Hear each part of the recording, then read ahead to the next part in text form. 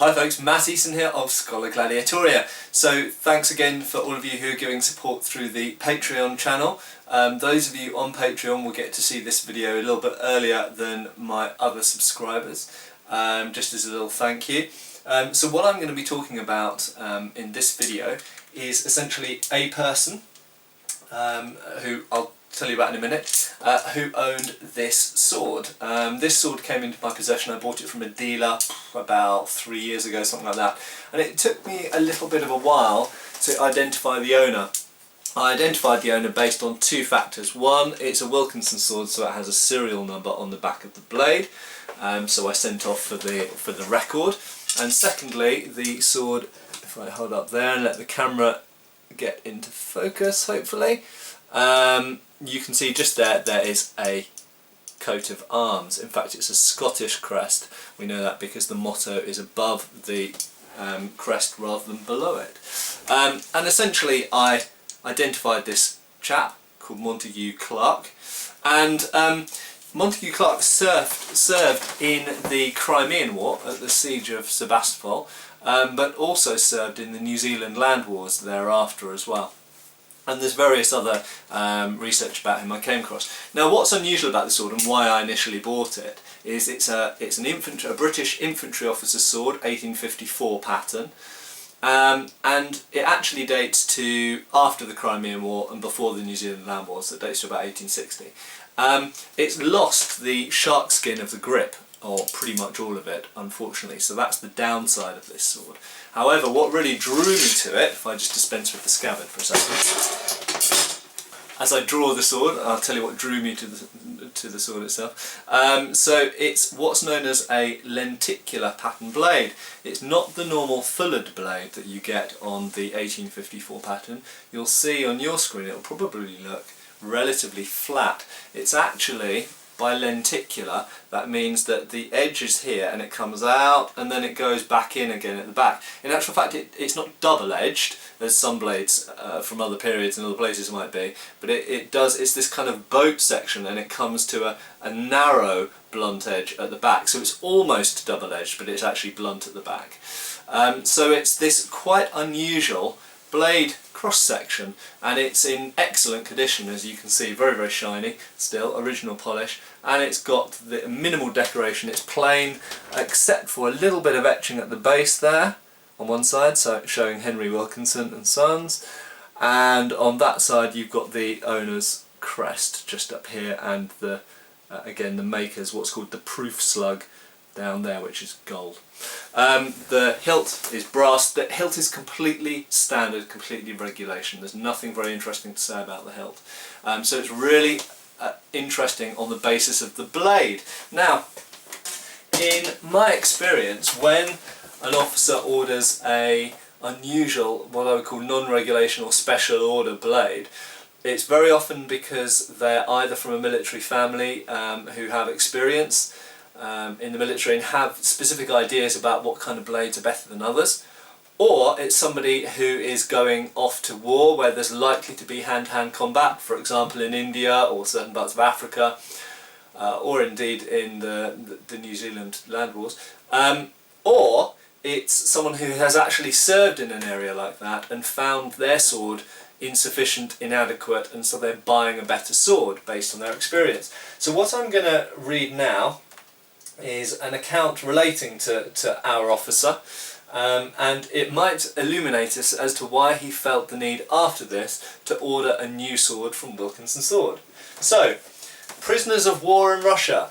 On the 22nd of December 1854, two officers, Captain Frampton and myself being Montague Clark, with about 70 men, formed the guard of an unfinished parallel of attack against the wonderfully perfect defence of our foes. This is at the Siege of Sevastopol in the Crimea.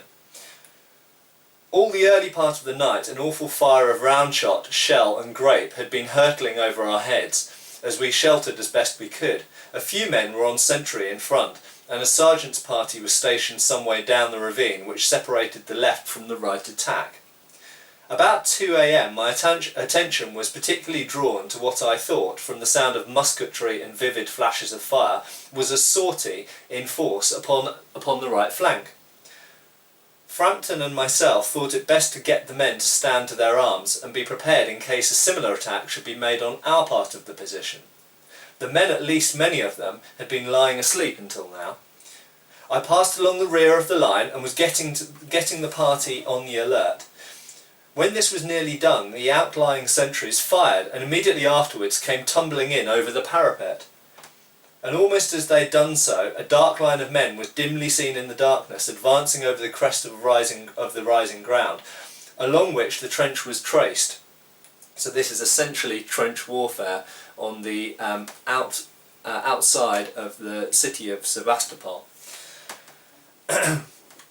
Fire was opened on them and a momentary halt ensued, but when engaged in front, a mass of the enemy appeared on our right rear, and between these and those in front we were doubled up, in other words they were surrounded. Many men were killed and disabled. Frampton and myself, after a hand-to-hand fight, were knocked down and taken prisoners and borne off by parties of the enemy. So what you can see there is he was engaged in a hand-to-hand fight with the Russians. And this is a good example of, despite the fact we're in the 1850s here, 1854, despite the fact that we have highly accurate rifles and revolvers in presence, the fact is, in trenches, at night, if you want to take a position, very often it comes down to hand-to-hand combat. And there are descriptions of muskets being clubbed, so being used with the stock end to hit, the bayonets of course themselves being used, and indeed of swords and pistols being used at very close range. Fascinatingly, Montague Clark then goes on to describe his time as a prisoner, and this is the main part of his account, is a description, and one of the only descriptions, or only detailed descriptions, of what it was like to be a British officer prisoner of the Russians during the Crimean War. And to cut a long story short, he was treated really very well, and treated with the utmost respect. Here we have another account describing the same event that Clark himself described in the last piece of text that I just read. It says, "On the 21st of December, the trenches of the left attack being held by the 50th Regiment, the Russians took advantage of the darkness of the night to make a sortie in force." Interesting detail there, so they'd waited for when the moon was behind cover.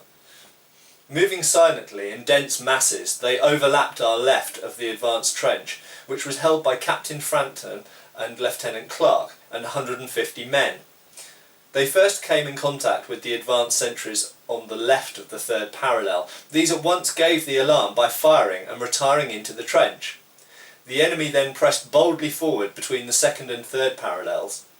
The latter, being advanced both in front and rear by overwhelming masses, was taken, and both the officers and 9 men were taken prisoners. After many of the men had been killed and wounded, Lieutenant Clark being amongst the latter, so Clark had been wounded in the fight, a few of the defenders making good their retreat to the second parallel, which was now furiously assailed. Here Major Moller was mortally wounded, dying that evening, and many of the 50th were killed and wounded, but the enemy were repulsed at all points." So the Russians were driven off, but at great cost, losing casualties both in dead and wounded, and having prisoners taken. Now we come on to the final description I'll give of this encounter, and it connects back to the fact that I have this sword in my possession, because obviously until this point I thought, well, why did he have to buy a new sword after his time in the Crimea? Maybe it was because it was traditional to surrender your sword to the enemy upon being taken prisoner. So I thought maybe simply he'd given his sword to the Russians, and so he had to buy a new sword, obviously, before going on campaign again. However, here we have a specific explanation. This is one of those rare times where history gives you a specific reason for why a specific sword was purchased, and here we have it. Lieutenant Montague de Salis Mackenzie George Augustus Clark, we'll call him Clark for the purposes of this, Clark, this officer was in command of a company in the advanced trench of the left attack before Sevastopol in December 1854, when the Russians made a sortie. He was engaged in a personal encounter with a Russian officer. Interesting note there, so he presumably was singled out by the officer, sword on sword. whom he cut down with his sword, but being wounded in 2 places, he was overpowered and taken prisoner. I won't read all of the accounts about this, but he was actually clubbed down, he was beaten down with bayonet, with musket butts, rather than stabbed to death, but he'd already been wounded twice. Now the important part. His sword was found next day in front of the trench, broken in 2 and covered with blood. What had happened, and again I know this from, I have found many accounts of this one action. What had happened is he had engaged the Russian officer. He'd been, Clark himself had been wounded twice, shot, and he was wounded in the head as well, and he engaged the Russian officer, and he struck the Russian officer on the Russian's head with his sword, and in doing so his own sword broke.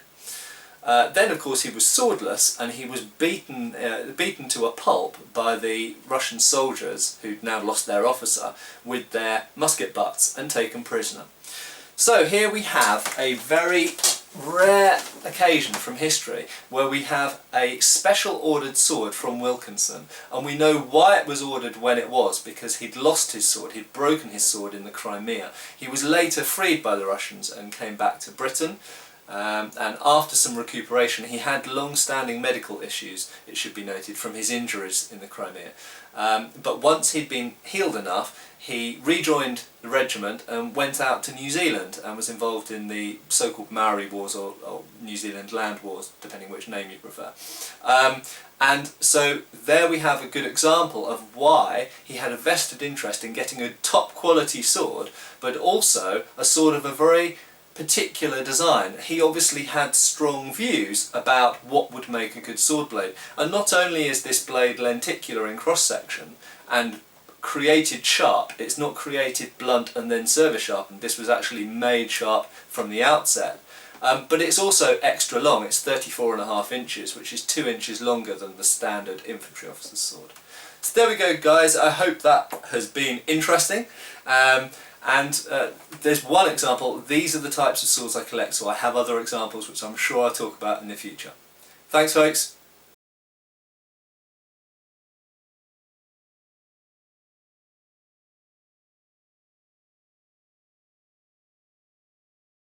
Thank you for watching. Please subscribe and feel free to follow us on Facebook.